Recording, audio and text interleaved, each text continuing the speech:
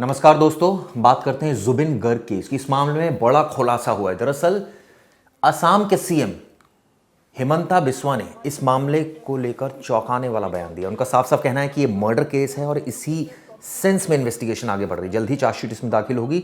आपको बता दें, जुबिन गर्ग की सिंगापुर में मौत हो गई थी और उसको लेकर सिंगापुर में पहला पोस्टमार्टम हुआ था, जिसमें डूबने से मौत बताया गया। और उसके बाद इस मामले में जब जुबिन की बॉडी यहां पहुंची तो दूसरा पोस्टमार्टम हुआ और उसके बाद जब इन्वेस्टिगेशन हुई तो असम पुलिस ने कई सारी एफआईआर दर्ज कर ली। इसको लेकर जो असम सरकार है उसने एक एसआईटी का गठन किया था। इस एसआईटी की जांच में कई चौंकाने वाले खुलासे हुए और धीरे धीरे करके इस मामले में हमने देखा एक के बाद एक कई आरोपी गिरफ्तार हुए। उनका मैनेजर गिरफ्तार हुआ, जो उनके साथ थे वो भी गिरफ्तार हुए। लेकिन अब इस मामले में एक चौंकाने वाला बयान जो सीएम ने साफ कर दिया है कि पूरा मामला हत्या से जुड़ा है। तो कौन हत्यारा है, इसके पीछे मकसद क्या था, किस तरह से साजिश रची गई।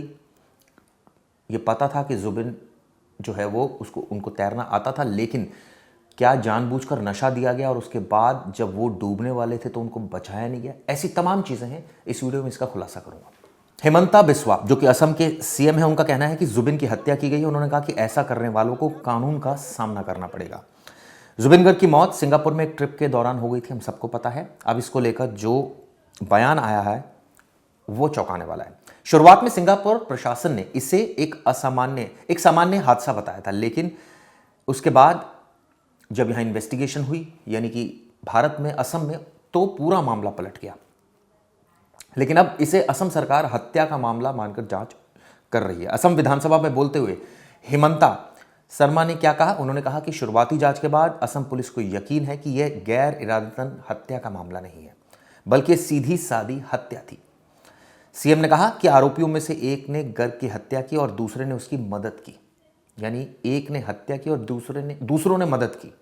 हत्या के मामले में 4 से 5 लोगों के खिलाफ मुकदमा दर्ज किया गया, ये भी उन्होंने कहा। साथ में उन्होंने कहा कि असम में विपक्ष के बेहुदा बयानों को सुनकर ऐसा लगता है कि अपनी राजनीतिक रोटियां सेकने के चक्कर में लोग जुबिन के बारे में इस तरह की बातचीत कर रहे हैं। आप सोचिए, इस तरह की बातें कर रहे हैं। उन्होंने ये बात बहुत क्लियर कट कही। क्या कहा, दोबारा बताता हूं। असम के सीएम ने कहा कि असम में विपक्ष के बेहुदा बयानों को सुनकर ऐसा लगता है कि अपनी राजनीतिक रोटियां सेकने के चक्कर में ये लोग जुबिन के हत्यारों की ही वकालत कर रहे हैं। इसकी निगाहें कहीं और, निशाना कहीं और है। आपको बता दें, काफ़ी फेमस थे असम, पूर्वोत्तर भारत की आवाज़ उनको माना जाता था। उनकी मौत हो गई थी 19 सितंबर को सिंगापुर में और उसके बाद से लेकर बवाल मच गया। तो नॉर्थ ईस्ट के एक फेस्टिवल में वो गए थे और परफॉर्म करने सिंगापुर गए थे। वहाँ पर सेंट जॉन आइलैंड के पास एक यॉट पर वो मौजूद थे और वहाँ पर डूबने से उनकी मौत हो गई थी। इसके बाद एक एसआईटी का गठन किया गया, जांच हुई और जांच में कई सारी गिरफ्तारियां हुई। 7 लोगों को टोटल गिरफ्तार किया। इनमें कौन कौन है आपको बता देता हूं। जो फेस्टिवल के आयोजक थे श्याम कानू महंता, उनको अरेस्ट किया गया। मैनेजर सिद्धार्थ शर्मा, कुछ बैंड सदस्य, जुबिन के कजिन और सुरक्षाकर्मी भी शामिल है जिनको गिरफ्तार किया गया। बैंक खातों से 1 करोड़ से ज्यादा की संदिग्ध रकम मिलने के बाद अब वित्तीय एजेंसियां भी जांच में शामिल हो गई। 1 करोड़ से ऊपर की संदिग्ध एंट्रीज मिली है।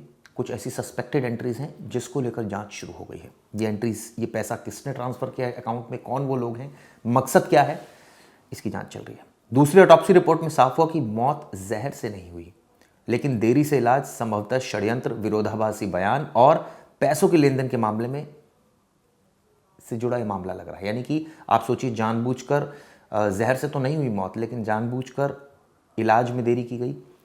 एक ऐसा लग रहा है कि एक संभावित षड्यंत्र था इसके पीछे और इसको ये दिखाने की कोशिश की गई कि एक नॉर्मल नेचुरल डेथ है। अब इस मामले में जल्दी चार्जशीट दाखिल होगी, ऐसा हिमंता बिस्वा का कहना है। बहरहाल इसको लेकर हमारी इस खबर पर नजर रहेगी। आप लोग इस पर क्या सोचते हैं, आप जरूर बताइएगा। धन्यवाद दोस्तों।